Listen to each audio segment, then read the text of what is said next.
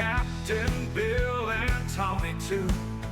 Adventures waiting just for you. Good morning, everybody, and welcome back to another wonderful episode of the Torque and Thrust Talk Show. I am your host, Bill, and today we're doing episode number 34, The Final Frontier or The Final Straw.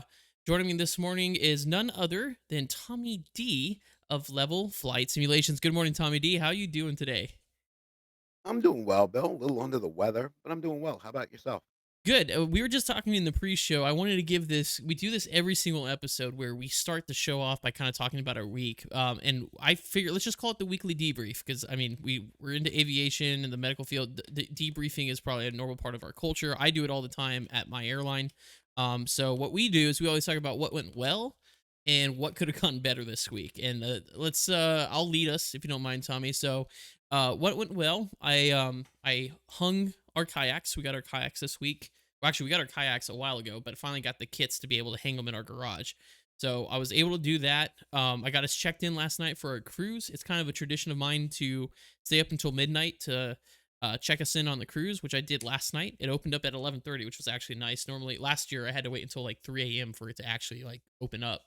So we got in, we got checked in.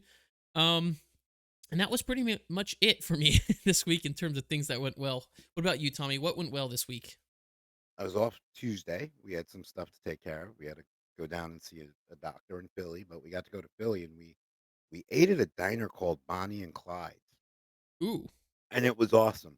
It was a like a craft bar. It kind of like that Hmm. the Irish pub we went to, Oh, in Harrisburg. Yeah. except yeah, except it was retro style and it was set like in 30s. It had like the copper ceiling and everything. It was awesome, and the food was really really good too. Knock on wood. I got through work this week without having to fill out a single injury report. That's actually So kind of rare. I feel like every time we talk, it is. there's always some sort of paperwork going on. I just want to apologize to you and everybody now. I do have a cough drop in my mouth. As you can tell, this is not exactly my voice. I woke up and apparently there was a Mack truck in my house the other day and it just completely ran over me. Well, you look good for being run over by a semi truck. I'll tell you that much. Um, Appreciate you. Yeah, so and that kind of leads to the other part of the debrief, always what could have gone better. So for me this week, I actually filed more paperwork. Tommy and I were talking about this in the pre-show. I filed more paperwork and reports this week than Tommy did. And that's unusual. That's very unusual. So this week I had a 4-day trip. This was like my fifth or sixth trip as a captain. Had a newer first officer. He's been here for a while, but still technically on probation. He's my first probationary pilot I've flown with. Um, and at first, the first leg was just one leg to Boston. Wasn't too complicated. We got there. The next day, we did Boston, Dulles, MCO, Orlando, and then back. That one wasn't too bad. We were just dealing with a little bit of winter weather when that occurred. And that was the problem. Coming back from Orlando, of course, there was weather at Orlando, but coming back, I was super surprised at how unprepared Dulles International Airport was. Somewhere in the Northeast, something as big as Dulles, you would assume that they know how to handle winter weather, right? They don't. I don't know what was going on, and not to be super critical of operations out there. But by the time we got back from Orlando, well, actually, let me back up for a second. When we went to Orlando for the first time, that's when we had the bird strike. I remember texting Tommy about this. So Hmm. we were rolling out on runway. We just got through a bunch of weather and turbulence, landing on 35 right. Beautiful landing, but as we're rolling out, there's this flock of birds, and you can just see them start scattering right on the runway center line. Worst possible place for them to be. And sure enough, they go flying by, and I made the comment to my first officer, "Hey," because that was my walk around in Florida. So I was like, you know what? On the walk around, I'll look for a bird strike because there was a lot of them, and they were small. So normally we're able to kind of dodge them, or they're dodge us, I guess, because we're not the ones dodging. But when we pulled in and I'm doing the walk around in Florida before I turned back to Dulles, that's when I noticed on my left wingtip on the underside were the remains of a bird. It was one of those things like, oh, yeah, so that's a maintenance issue, write up. So you call maintenance, they wipe it down, clean it, make sure there's no damage, which gave us about, I think, like a 40-minute delay. Then we blasted off back to Dulles. Now, the nice thing about that delay, the kind of the hidden positive, the silver lining is that it gave time for the winter weather to move through Dulles. Now, the weather had been through Dulles for a couple hours by the time we got there. When we landed, the runway was clear, which was fine. That's perfect. But we start taxiing off, and they're telling us, "Hey, take Yankee 2 off one center." But that's kind of odd. Why would they be asking us to take a specific taxiway? And then it clicked because my FO and I were discussing it. It's because that's the only one that was cleared. So they're trying to tell us don't stop for an earlier taxiway, keep rolling to Yankee 2. So we get off Yankee 2, and there's this another company 737 in front of me, and he's taxiing super slow and going like, and this is at dark, by the way. So it's the visibility outside, it's limited because it's dark. And I'm noticing he's taking like a super wide right turn. I'm like, what is he doing? Like, what's going on? And then as I'm about to flip off my turn off lights, which are the lights that kind of shine outward so I can see what's on the side of me before I turn, I see the pile of snow. They didn't quite clear the taxiway correctly. So it was one of those things we had to do this huge dramatic turn to get to a point where we weren't dragging because there's a certain thickness of snow that we're not allowed to go through. It's prohibited because of traction reasons. So I did the same exact thing. I had to take a super huge wide turn in this 900 and basically follow the guy's tire tracks because I couldn't see the freaking ground. It was basically the two blue lights and a very thin, I guess, clearing from the person in front of me is his nose wheel, so I could see the taxiway line. And the ground crew is over there clearing the ramp areas. Meanwhile, the taxi area, it's not actively snowing at this point, but meanwhile, the taxiways are horrible. I mean, like, they're slick. You could have probably walked faster to the terminal than I was taxiing because I was moving so slow because of how slick it was. But they're over there clearing a ramp area that doesn't need to be cleared. It's like, why are you not clearing the taxiways? So we pull in there. We park at D30, which is on the far south side of the terminal. And normally there's people movers, the old school people movers. I think Tommy knows what I'm talking about, right? They look like Yep, lunar, I do. I the do. mobile Been lounges. on one.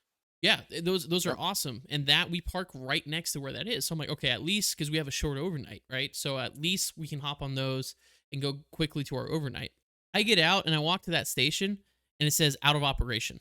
Apparently it was too slick for them to utilize the people movers. So they sent us all the way down to gate C14. I know it doesn't sound like a lot, but if you've ever been through Dulles, that is a haul to walk that. That's clear on the other side of the terminal.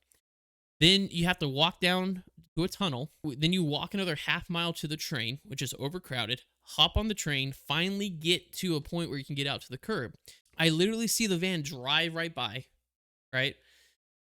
2B didn't stop, so I quickly get to the median and start heading for 2G, right? Because I need to get on that van. It's a short overnight. It felt like 12 degrees outside. The wind's blowing. It's starting to snow again. As I'm approaching the back end of the bus, I kid you not, the guy stopped maybe 10 seconds and then drove off. So I order us an Uber, and then the Uber is only like, I don't know, he's sitting on airport property. Takes 10 minutes to then stop 600 feet away and sit there for at least 10 minutes. And meanwhile, we are outside freezing. So I texted the Uber driver. I said, hey, are you stuck in traffic? Do you need me to walk to you? And then there was no response. So I gave him another 5 minutes. I literally texted him. I said, brother, it is 12 degrees outside. I said, would you like us to walk to you? Because we can do that. He finally shows up, right? And then we're getting our bags into the car, and he goes, how's it going? And I'm like, it's 12 degrees outside. I'm freezing. Next day we get up and we're going to be doing we're going Dulles, Cancun to Chicago to finish up the trip. Well, I had my first medical. It wasn't an emergency, but a medical issue at the gate. The door just closed, and then it happened. But then we get down to Cancun. It doesn't stop. We get down to Cancun, and there's unforecasted weather. Well, not unforecasted. There's thunderstorms popping up all around Cancun, but for some reason, it's not showing up on any weather radar. My weather radar, it's just like a black spot. It's almost like the weather radar down there wasn't operable, which we didn't know about. So we get in okay, and then it's pouring rain once again by the time I do my walk around. So I'm out there in the pouring rain doing my walk around. I'm soaked to the bone.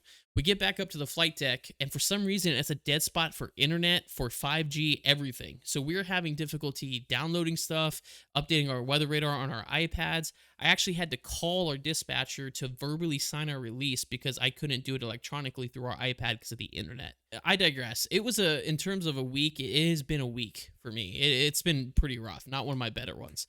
But Tommy, what about you? What could have gone better this week? Well, I could have not gotten sick. Other than that, not too terrible. I just been kind of mellow and just trying to get through the week.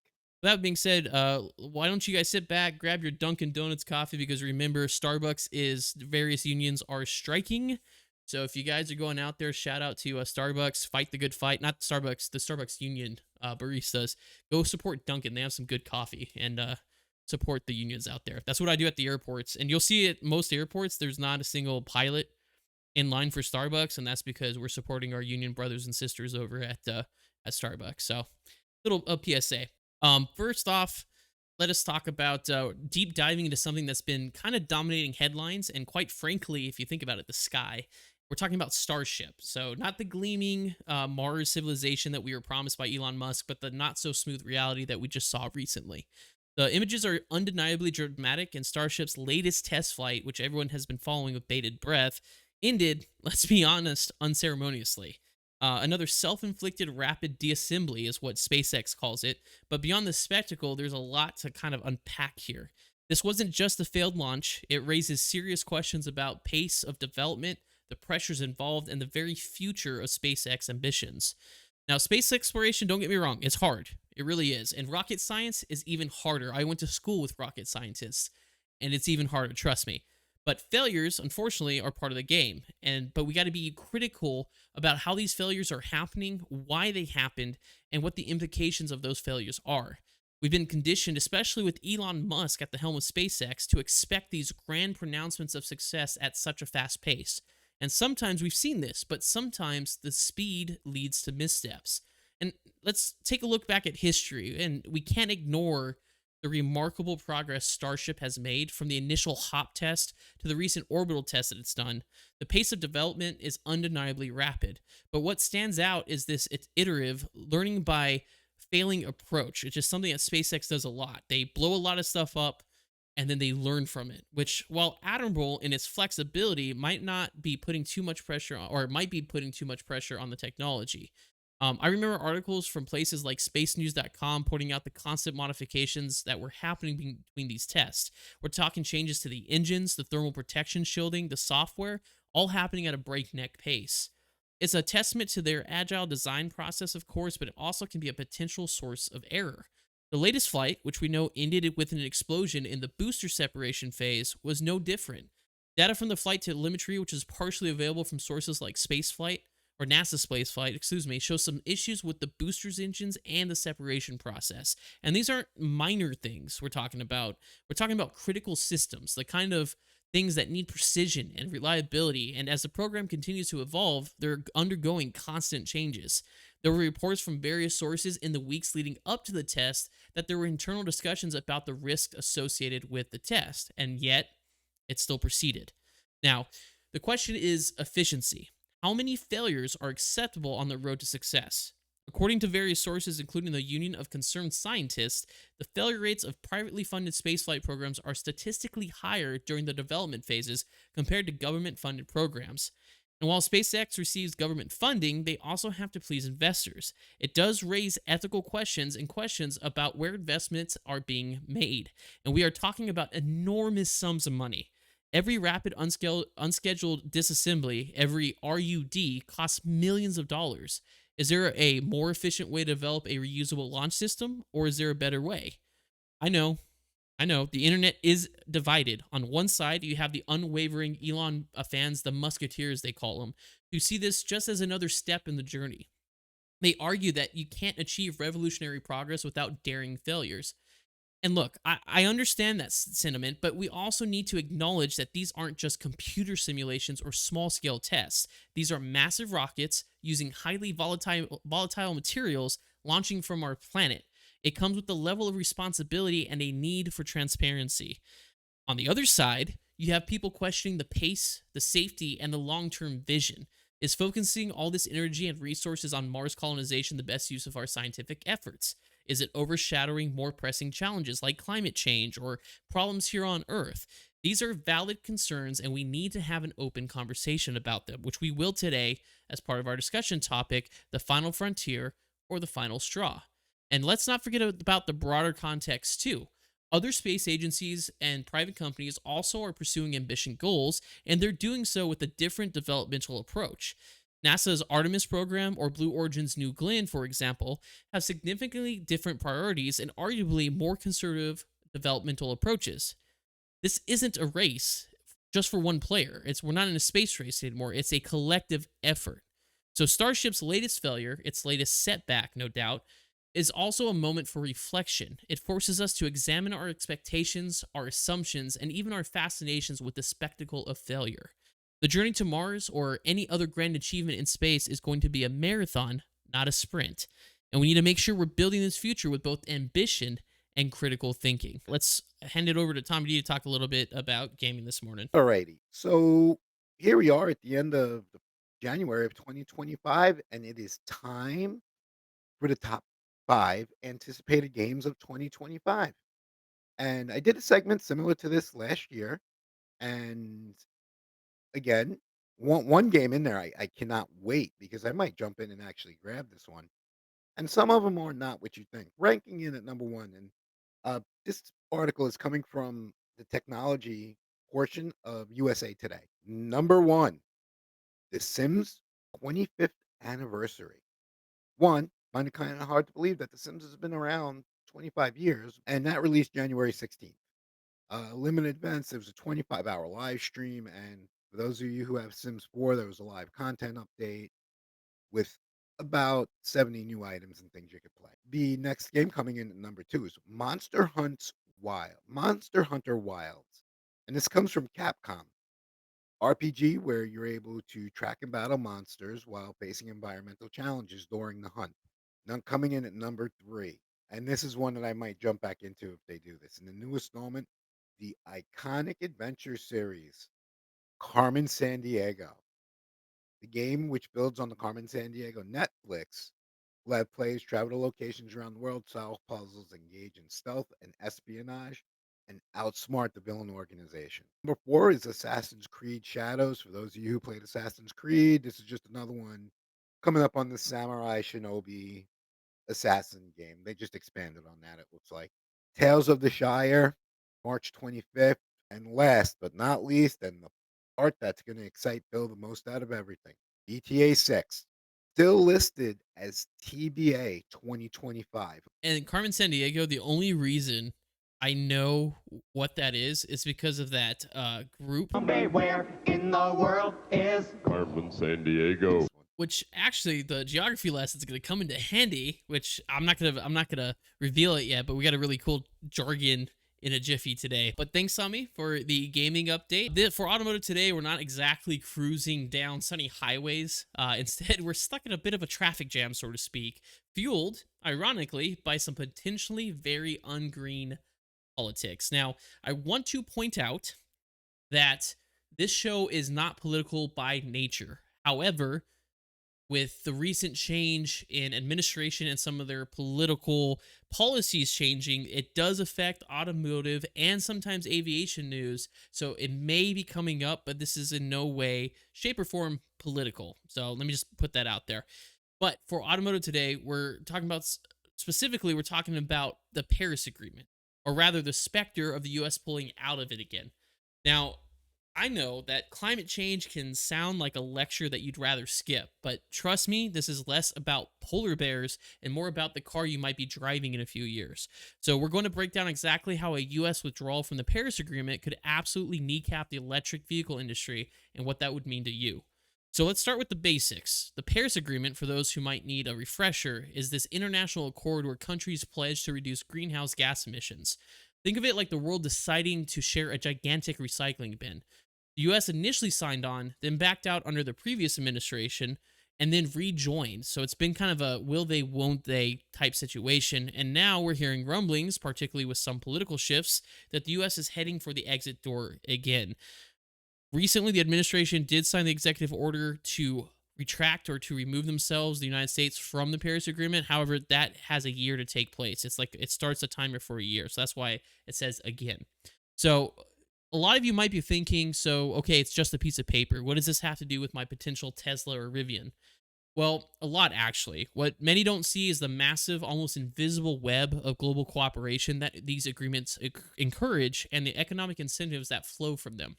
Let's bring in some hard facts. For example, a study of the World Resources Institute projects that the U.S. withdrawal from the Paris Agreement could significantly slow down the global transition to EVs or electrical vehicles.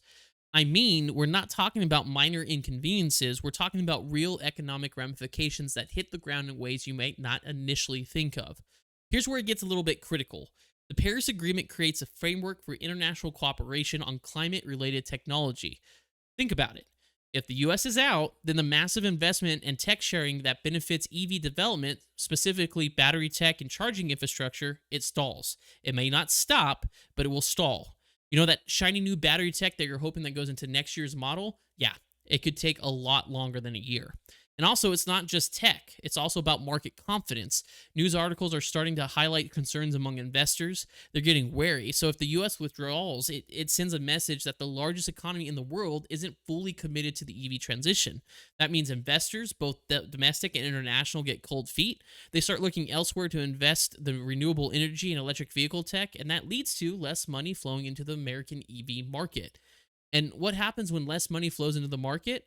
Less research and development for better batteries, slower rollout times of charging infrastructure, and ultimately fewer options and higher prices for you, the consumer. Now, I want you to think about this for a second. Fewer options means that there's only one real standout in the United States, right? It's Tesla. And who is heading the Department of Government Efficiency, the unofficial, official new department that hasn't been approved by Congress? Elon Musk, the head of Tesla. I just put that one out there. Moreover, and this is a point a lot of people overlook, the Paris Agreement also set the stage for global standard for vehicle emissions and fuel efficiency. If the US isn't at the table, it's far less likely that we'll be part of this uniform standard.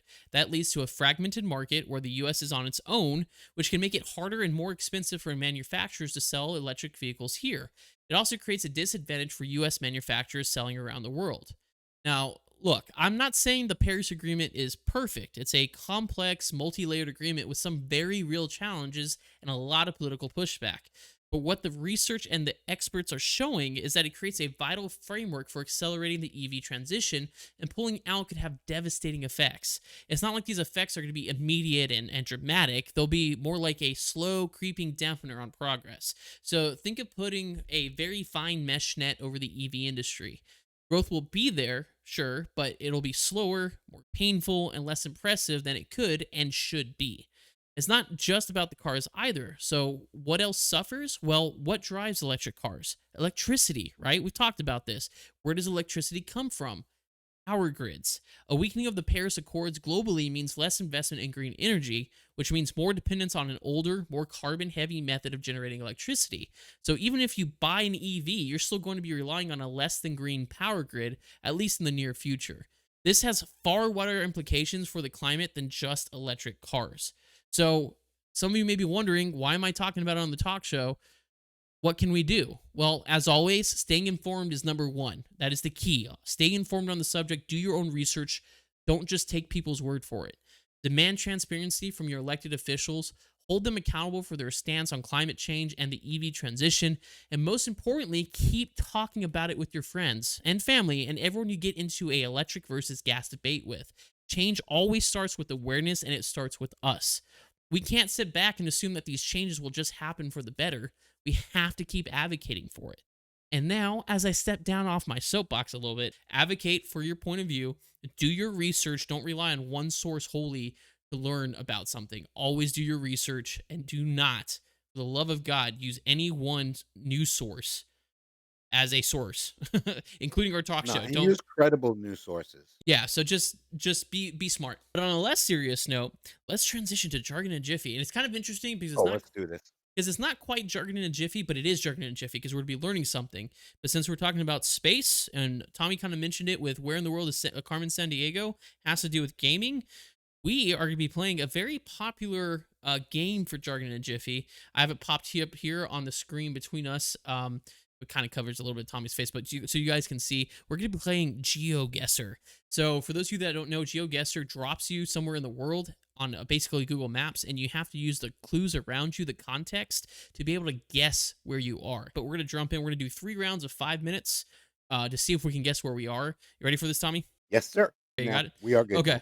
So we got yeah, 4 minutes, 43 seconds. Okay, so it's only United States.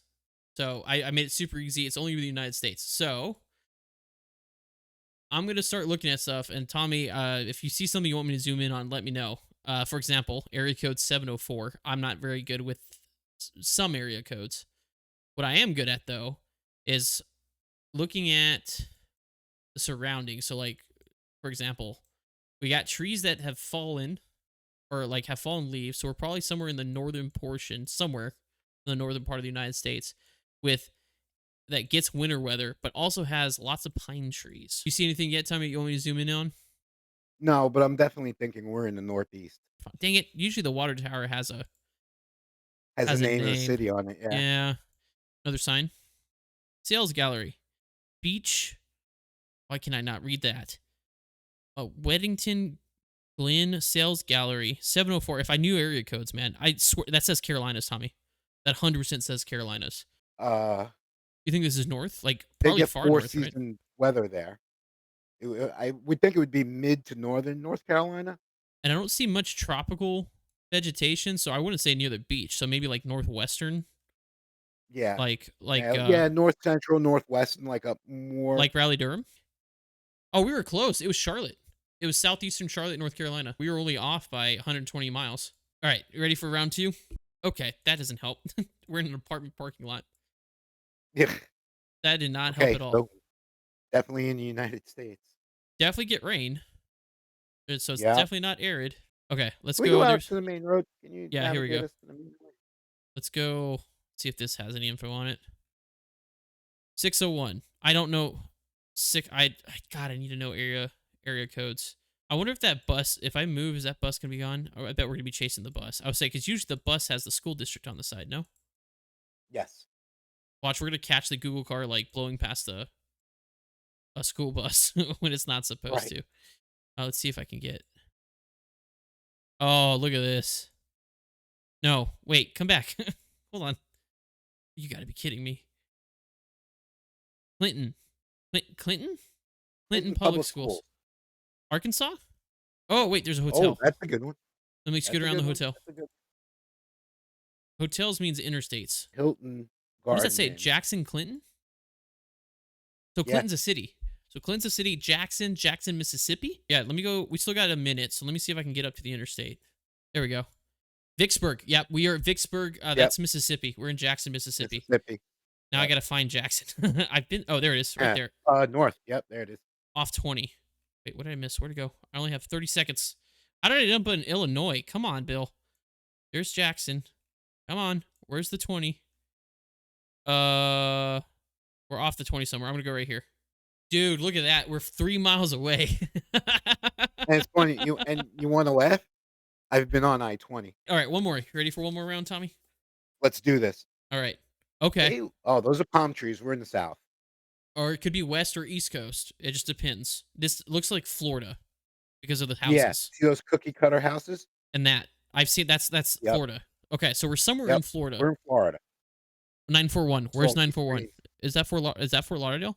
I feel like 941 That might be Lauderdale. I think that's Lauderdale. I want to say that's Lauderdale. Oh, Cal Ripken baseball. Manatee. That is Manatee County. That's Isn't that that's central? south of Tampa. Is No. it south of Tampa? No, Manatee. Manatee County is right. So Tampa's Hillsborough. Uh-huh. Yeah. It's right down that way. Manatee County is right down towards the Tampa area. Central Park. That doesn't help. Yacht Club at Heritage Harbor. Lighthouse Cove. Sarasota. We're in Sarasota. Like huge. Uh-oh. I only got 10 seconds. I'm putting it down there. Yep, there it is. Oh, dang it. Okay. It was in 5. Okay. We were 12 miles. We were closer in Jackson. So that was that was pretty good.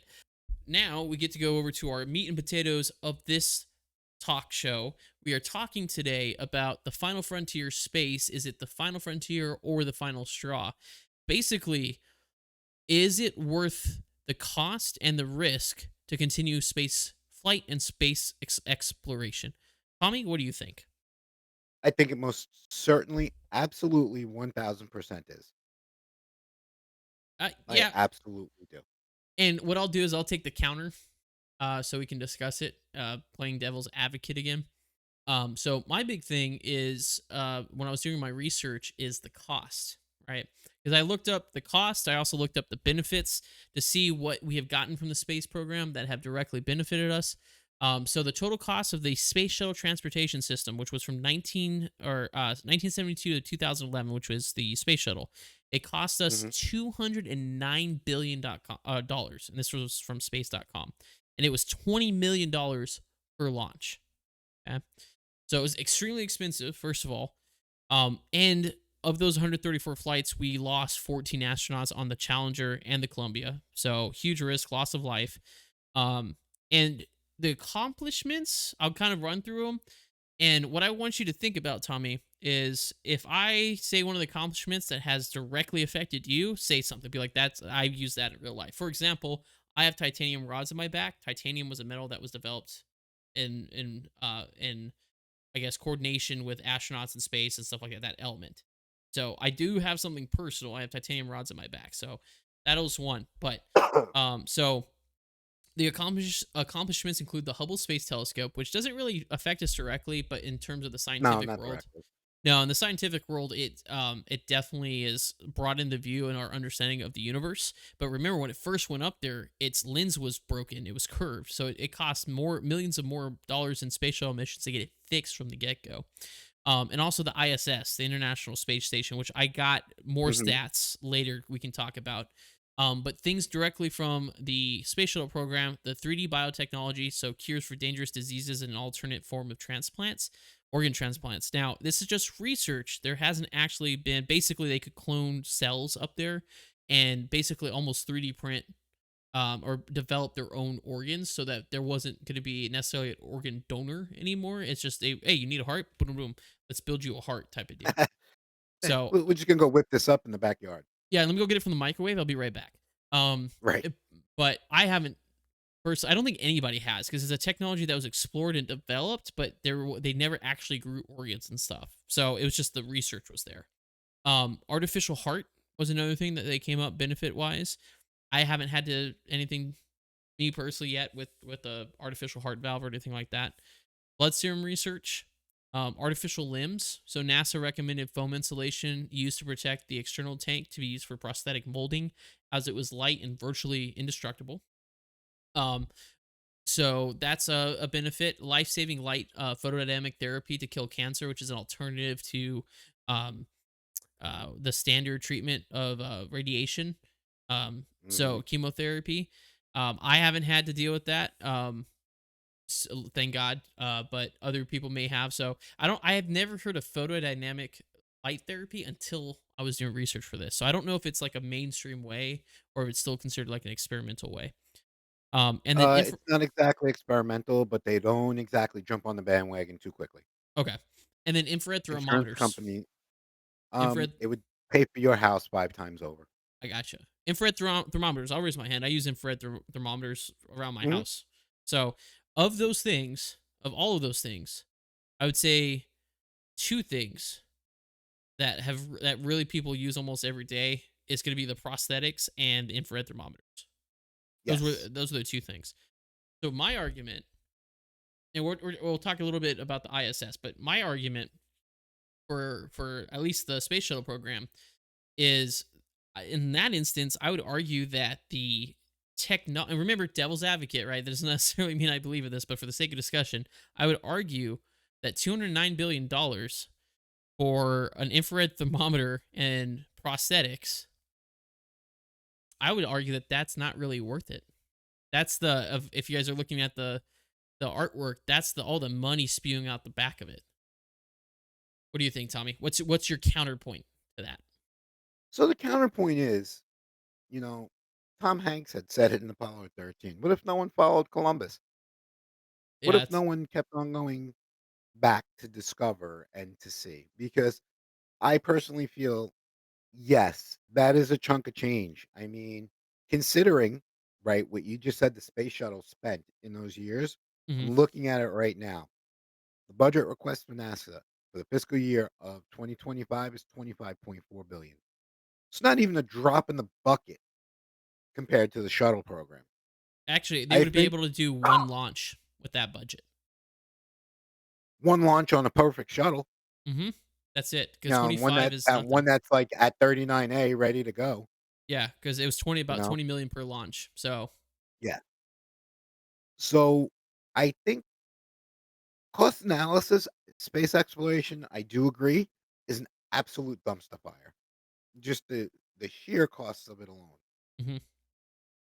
I think going out there to discover new elements, new material, new um possibilities of life within our universe. And this is coming from a guy who's seen two universes recently. Um I think that far outweighs the cost because who's to say that if we send a rover to Neptune, if we could develop a rover to Neptune Hmm. Well, that rover's a survives, gas giant, so rover wouldn't work. Uh, let's call it well, some sort of vehicle. one of those. Yeah. We'll, Okay. Probe or we'll, whatever. we'll call it a vehicle. Send a vehicle to Neptune. Who knows? We don't find something. Also, one of the, that would be beneficial to mankind. Now, mind you, I'm talking about a utopia where there's no greed or blah, blah, Hmm. blah, blah, blah. We ain't getting into it. One of the other things that I see also too is if we dial it back, look at NASA as abroad from when NASA was first created, right? Hmm. Gemini, Mercury, Apollo, all the big boys, right? We were putting our astronauts on top of Minutemen rockets, Yeah. you know, precursor to nuclear weapons. Yeah.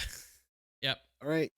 And the space shuttle itself, uh, they didn't know what to do with it. We did not have the technology. NASA literally has a building somewhere between Houston, Florida, and all of their other areas where they're legit thinking up and inventing technology that we Okay. use. But okay, and granted, Yep. there are a couple more on out there, but of the list I listed, the major advancements, the only ones that I really use is an infrared thermometer. Those the infrared Yeah, thermometer that's worth all I use too. $209 Actually, I'll billion be honest with you, dollars. that's a lie. I use them at work. I don't even think we got a thermometer in the house. Yeah, I do it here to measure the air coming out of my air registers during heating and cooling times of the year. So I like I said, I'm playing devil's advocate. I'm a space geek, dude. I grew up with the pictures of the Hubble space telescope put plastered around my room. The I think it's the Eagle um nebula and all that sort of stuff. I love Mhm. space. So just me being a space geek, I'm in favor for it. But if you look at the numbers, at least with the SDS, right, 209 billion, um, versus what we get now. Granted, there's maybe stuff out there that I don't know about that's been developed, like classified stuff that's helping us that I don't know about. I could argue that, but Right. 209 billion, Exactly. What do that's a we lot. not know about? That is a lot. Now, let's talk about the ISS, right? The ISS for the internet for the Earth as a whole is a huge accomplishment. Probably one of the greatest accomplishments of humankind is the International Mhm. Space Station. And also, as far as we know, the largest object in space, right? Minus Yes. planets, but man-made object, I should say. Man-made, man-made. Yeah. So the ISS was 1998 to 2011. That's when it was being built. So the shuttle was built to or helped a lot. Well, actually, the only reason it was built was because of the shuttle. And it Right. cost It was the approximately cargo truck. yeah, and it cost 150 billion dollars to build. Now, granted, 209 billion still costs more to operate the space shuttle program, but then you throw 150 billion on top of that for the International Space Station, and it costs about $3 billion a year to operate because it requires a year-round or a 24/7 crew to operate it. Mhm. Also, because of it being in low Earth orbit, which makes it more efficient, aka doesn't take as much rocket fuel and stuff to get up there, but it's still low enough where the atmosphere produces drag on it, and it still has to be reboosted. I think at least I don't know the exact number, but it has to be reboosted annually to make sure it doesn't fall out of orbit. because it's a big Right, structure with drag, right? And that's where the right, three and it does billion. have to adjust orbit. Yep, and that's where the 3 billion comes from. They have talked about boosting its orbit so they don't have to, but the problem with that is now the rockets need more fuel, they need to be bigger to get out there, so it becomes more of a cost on the ground. So it's the costs just shift, right? Some benefits of the ISS. Same thing as we talked about the STS. If you hear something that you have used in your life as that you benefited from, well, we'll raise our hands. Okay. First one, big Mhm. one, water purification systems. Yep, water Ah, you purifiers. can't yeah, there it is. Yep, which is a huge thing for because what they and it's kind of nasty if you think about it, but what they do on the International Space Station is they take, if I'm not mistaken, correct me if I'm wrong, they take urine, don't they, and clean it, and that becomes Yeah, their water. reconstitute it. Yeah. Yep. So if we're like a third world country where water filtration may not be the best, something like that being installed would it's very beneficial. So I will argue that is very beneficial. Another thing is drug development using protein crystals. Not really sure what Mhm. that means, but just a different way of producing drugs. Um, Exploring the fifth state of matter that only exists in space called the Bose-Einstein constant. I have used none of that. Yeah, that is for quantum mechanics. It has nothing to. That's way above my pay grade. That is way too Yeah, smart for me. I can't. That's I not have me. I have trouble spelling quantum some days.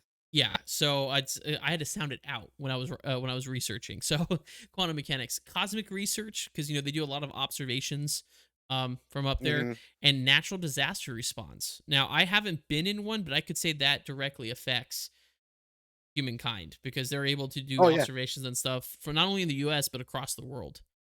Um, Right, and you could get well, when it's in the right position, like, let's use California as a yeah. base, Hmm. okay? When it's in position, I mean, now you're getting a real-time satellite uplink to where the fires actually are, and they're able to GPS mark them for you, Yeah. which I think would greatly aid the, tankers. Yeah. Well, and yeah, there's a lot of benefits to that, especially with like hurricanes and or like when volcanic ash when stuff starts erupting, they have a great view of where the volcanic ash is going, where it's going to affect stuff like that.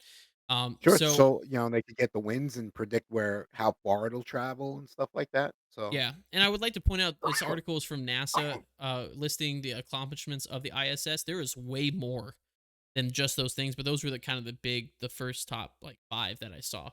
But Right. of all of them, like maybe one applies. You know what I mean? And 3 billion a Yep, year, that's insane. That's insane. it three is, billion dollars it a is. year. So once again, does the cost does it make sense? Like for example, Artemis, right? We're going back to moon. Why are we going back to the moon though? Is it worth the cost? Um, right off the cuff, I'm gonna say no, because 'cause I'll be honest with you, I did not research or look into Artemis Hmm. extremely deeply because I'm not sure why. I think we got as much from the moon as we could possibly get during the Apollo program. Yeah, I I agree. mean, coming towards the end of the Apollo program, it was kinda like, "Alright, so what are you guys doing?" Yeah. What's left there to do here? Well, and Neil Excuse me. deGrasse Tyson, on I don't That know if it guy's was awesome. recent, yeah, on a recent interview, he was talking about, um, we've always done the best in space exploration when we were competing with somebody. So the reason we went to the moon in the 1960 and 1969 is because Russia was trying to go to the moon, and Russia at the Right, and time was the political enemy, and still kind of is the communist political enemy of the United States. So could even it call it a was Cold War battle. it was, yeah, and it was. It was a Cold War battle because it was also a propaganda. Not propaganda. That Mhm. sounds too conspiracy theorist, but it was No, a there was propaganda on it both sides about and that, yeah, and I'm not and saying that the moon landing was faked and that was propaganda. That's not what I'm saying. It happened, but what I'm saying is that there was a drive to get them to the moon, and that's where I basically NASA and the government was like, get it done. Here's a blank check. Figure out what you guys need to do. And we kind of talked about on episode number 29, I think, spacecraft by Timu, where we're shifted more into the private sector now, right? Because you talked about it. You said it mhm, was $25 million was the budget request, right? billion, 25.4 billion. Oh, billion. Okay. Yes, So yes. Okay, so yeah, you could launch a couple shuttles with that, and then but the I'm sorry, I'm trying to look at the number. 209 billion was what the total cost. So it's a fraction of what the total cost of the space shuttle was. So it's one of those things. Is it going more towards like private parties? Probably like SpaceX and the and Blue Origin and stuff like that. And even Boeing, which their Starliners stranded the astronauts up there. Not a good look from Boeing again, but it's one of those things. Is it worth it? Because so far, Mm, I would argue recently we haven't had any major breakthroughs with any no, sort of like space technology, right? I haven't seen anything that's like, hey, we discovered the cure for cancer due to an ISS research project, something like right. that. I haven't heard anything. Not saying that there isn't, but I haven't heard anything that, in my opinion, makes it worth it. I, as a space geek, want to continue exploring space because the adventure and the unknown excites me in a sense that I want them to find something. I want to explore the universe that we live in. But from a logical, like realistic point of view, we're spending a bunch of money on a program that has zero to no guaranteed return, right? So Right. we're going back to the moon. Why? We could literally send a probe, right, to go do we sent a rover to Mars. So we don't really need manned missions to the moon. We could send a probe out to gather data and bring Yeah, stuff back. exactly. That I completely agree with that. Just send a probe out there to do it. Like Yeah. maybe something like that Mars rover and the probes and all that and that fancy little helicopter thing that they had, which I Yeah. thought was really cool. Yeah. We could do that. Now, as far as sending humans to planets, you know, Like we Mars. might not we can't send them just yet. We don't know where everything is. Well, I don't know why we wouldn't Um though. Because like Mars isn't habitable. It has an atmosphere. It's the closest planet to us that might be habitable, but the atmosphere could maybe. That's a huge, huge huge question mark to maybe, put a yeah. human life on them, you But know? the composition and the thickness of the atmosphere would make it really hard for human life right now, as we understand it, to live on Mars. So Oh, what's yeah, the and just the gravitational pull of that planet alone takes what, about 1,000 pounds to lift your right hand? is no, I don't think it no, because it's I don't think it's that because the mass is smaller than I don't think it has as big of a gravitational pull. I would have to look that up. I don't think that's the same Yeah, thing. it's something we would have to Yeah, research, but but it's one of those things like other than understanding like the whole. I remember when they first found water, right? When they first found ice underneath the surface, and everybody's like, "Oh yep, my god, water, water!" Nothing has come of it since. They haven't no, found because any organisms. They haven't found like fossils. Other than water, they haven't found any indication that there was life in Mars at one. Right? Or am I wrong? right, I might be and wrong. we can I mean, there's water, okay? I mean, water is it sustainable water? Is it something that maybe that water can't sustain life? You know, that is one of the necessary elements that you need to sustain life. Maybe, because it's not like we grabbed a vial of it and sent it for testing, you know? Yeah. Well, And I mean, then they did. isn't They Mars sent heavy stuff in back. sulfur? They sent stuff back. I mean, that's part of that's one of the things they did send like data back because the rovers themselves are able to do like analysis and stuff of soil. But I just looked it up. As of today, there is no conclusive evidence of life on Mars, past or present. So Nah, that's my and I'll be point. honest with you, What are we I doing? don't Like, think what are we doing out there? Like, I understand trying to explore our past and understand the origins of the universe and all that sort of stuff because I want to know too the big why are we here type of deal. But I feel Mhm. like we have 209 billion or 23 billion dollars a year going to NASA. Once again, devil's advocate. We have more stuff here in the United States alone, let alone the world, that we need to fix first before, for example, the Paris Pact we just talked about. We need to take care of this planet first before anything else. So I would argue that it's almost, despite the little kid in me wanting to go explore space, I don't think it's worth it. Whether it's the cost, whether it's the risk, because we're not really seeing the benefit. Because Mars is the big one, landing the first rover on Mars, finding water, all that sort of stuff. But that's all they've been talking about. We found more water. We found more water. We found more water. Okay, Yeah. Yeah. what is that? We haven't found anything other than water. You know? No, we haven't, but I mean, in and of itself, that is a pretty good discovery to Yeah. say, "Hey, look, we do have ice crystals. We have this, we have that. There's an underground or undersurface reservoir system. May not be sustainable for life, but it's there." It's there, but we said Um, how much I didn't even look that. I should have looked it up. How much money we spent on the Curiosity rover and all that stuff to be sent out there, and we know for sure on the rest of the planets that are in our solar system that there isn't any sort of life, right? So, and yeah, that's why, and and that's yeah, because it's just the cost. That's my big thing is the cost doesn't I don't think match the return on investment. I should say yeah, there's there a is no ROI in any space. no, Anything that but I don't it's think we've seen that a there's return ever going to be though a break even ROI. in space orbit, right? We talked about the ISS and the space shuttle. We've learned that there were returns on that. But there's certain things like Mars and going back to the moon. Other than saying, "Hey, look, we can do it again," what are we learning? That's the thing. We're not really getting anything out of it. And a perfect example is the ISS, right? We spent how much did I say? $150 billion um 150 billion, yes, on it. Well, and climbing. and climbing. And NASA is fully committed to use the ISS through 2030, but then in 2030, it's going to enter a controlled deorbit to allow the ISS to re-enter the atmosphere, disintegrate, and fall over an unpopulated portion of the ocean. We're going to let it burn up in the atmosphere. Yeah, yeah, all that money, and you just well, wait, because I can't say what it just popped.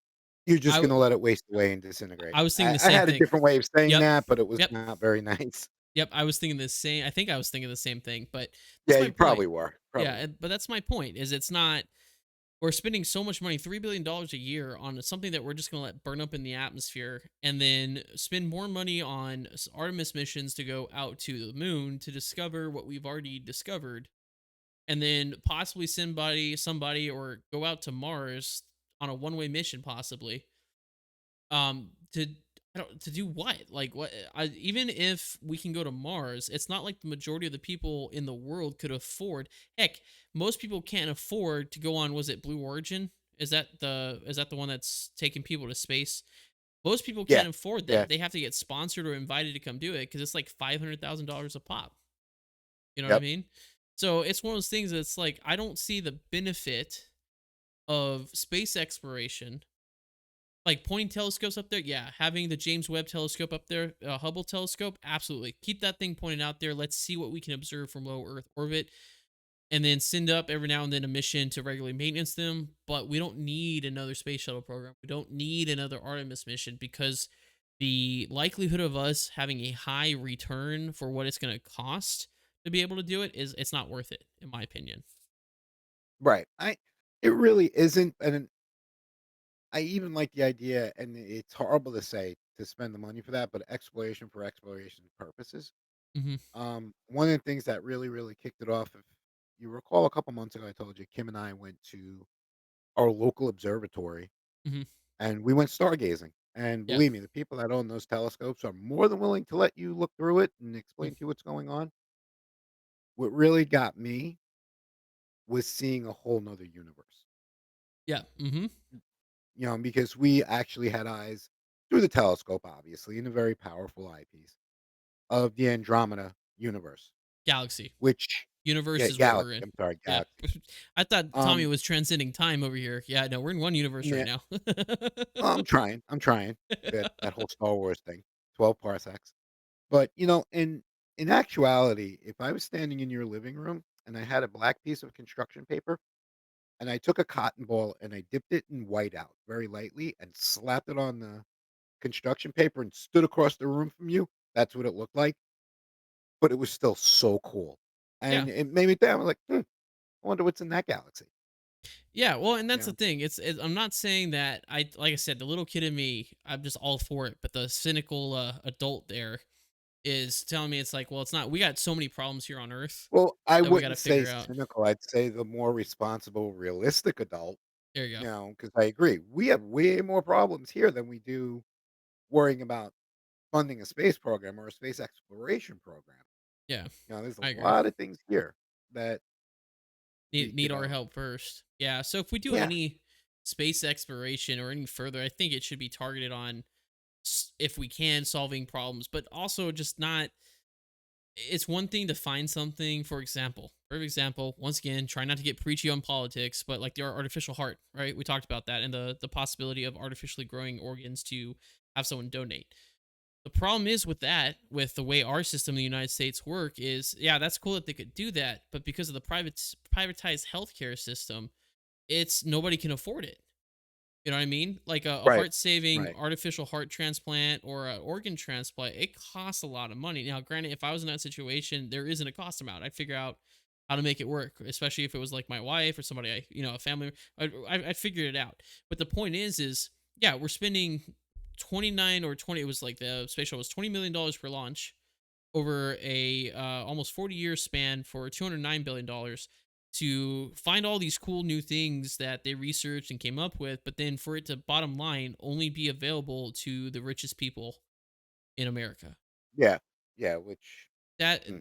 that's a horrible. But who's paying for it? That's the thing.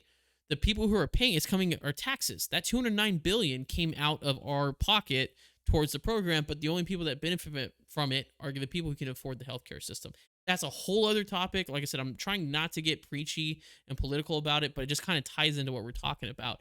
Is It does. if we're going to explore space and we have these new technologies now, granted, NASA is not the one that is being like, okay, we're gonna make it this expensive. NASA's finding the research, making it public so people can utilize it. Then private companies and industries are developing them and then selling them for an arm and a leg so that people can afford them and they maximize their profit.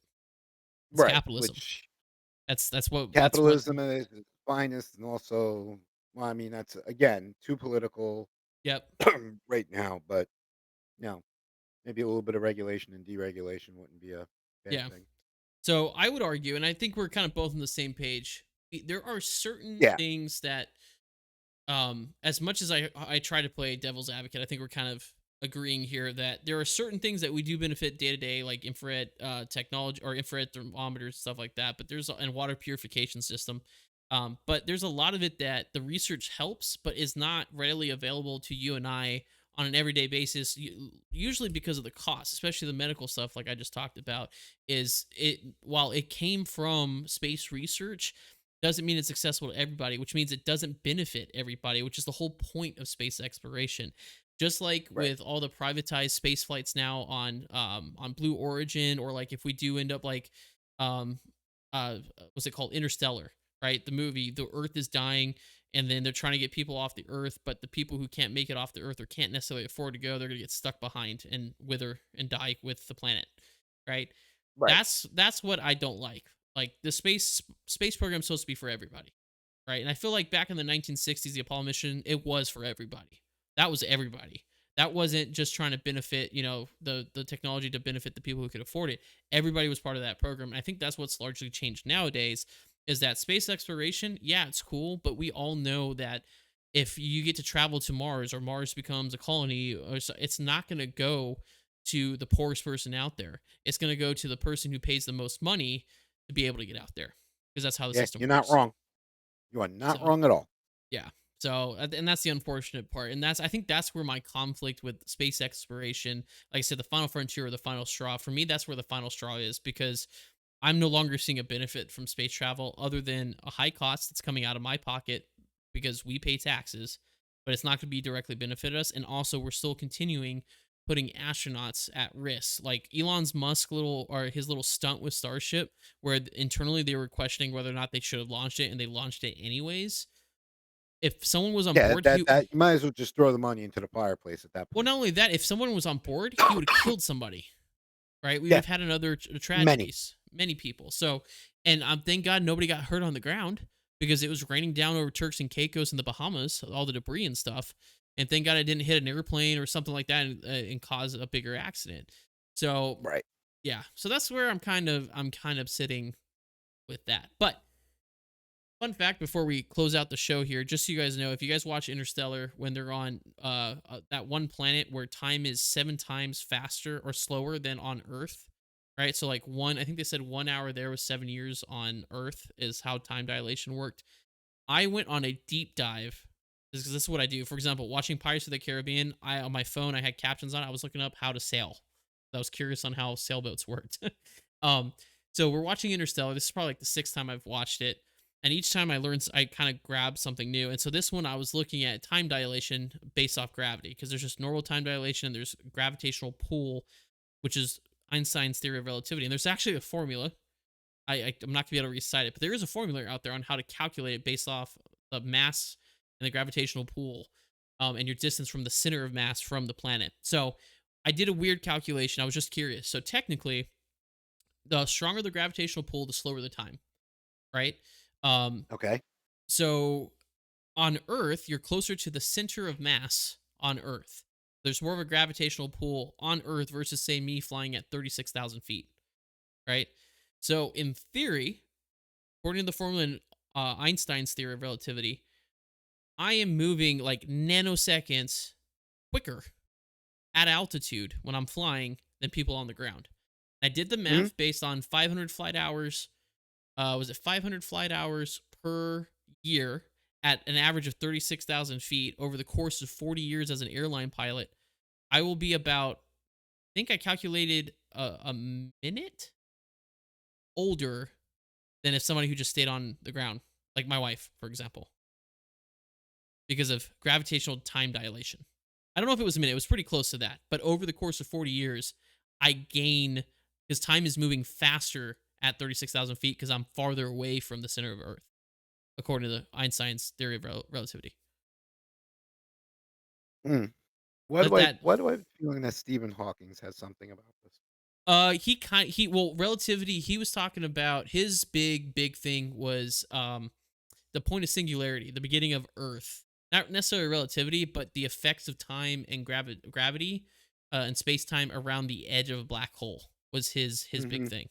And he His actually thing. came, yeah, well, because the longest time they said that nothing survived or escaped the black hole, even light, and that's actually not true because they actually have photos of light kind of escaping or coming out of a black hole. So he revised that. God, that probably was early to mid 2000s, like 2011, somewhere Yeah, around there. But yeah, somewhere. so if you want to go on a deep dive, that would be a good document. I tried reading it, but his level of thinking, obviously, because he's a very smart physicist, was way above what I could understand. But yeah, Yeah, yeah. so as an airline pilot, I'm technically, by the end of my career, I'll be roughly about 60 seconds older than someone who just sat on Earth. That's hysterical in and Yeah, now it's there's crazy.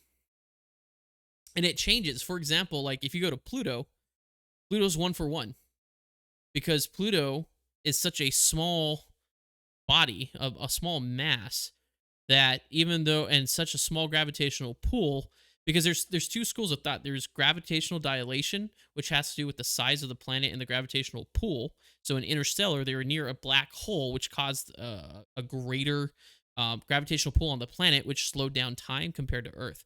But there's also just, I don't call it standard dilation, but the man-made construct of how quickly Earth spins. So Earth spins once every 24 hours, goes around the sun once every 364.25 days, right? right. Pluto, here's another fun fact, science nerd, I keep telling this. Pluto, from the time it was discovered and called a planet to the time it was deemed no longer a planet in our solar system, had not made one revolution around the sun. Hadn't even made it a year by our definition, right? Wow. Yep. So then you sit there. So that's another one. But gravitational dilation wise, it's a one for one constant. So if you spend an hour on Pluto, you have spent an hour on Earth. There is no time or difference.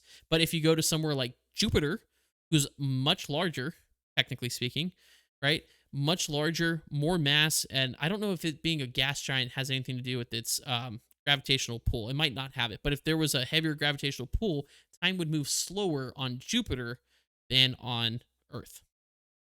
Right. Mind freaking blown. But anyways, those are the deep dives that I go to when I'm bored at home doing stuff or watching movies. I'll just sit there and look this up while I'm watching Interstellar.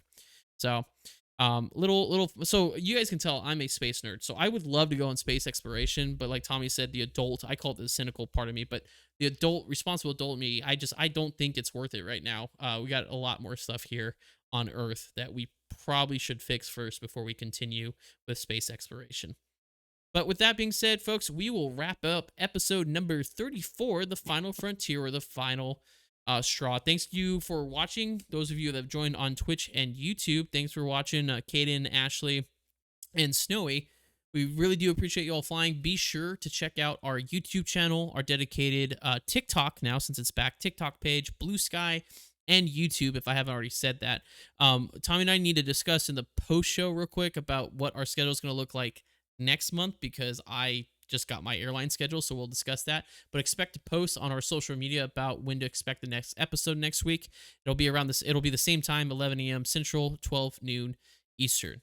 And with that, for the Torque and Thrust Talk Show, I am Bill, I'm Tommy. and thanks for watching, and we will see you next week. Torque and thrust, feel the rush, every turn and every gust. With Captain Bill and Tommy too, adventures waiting just for you.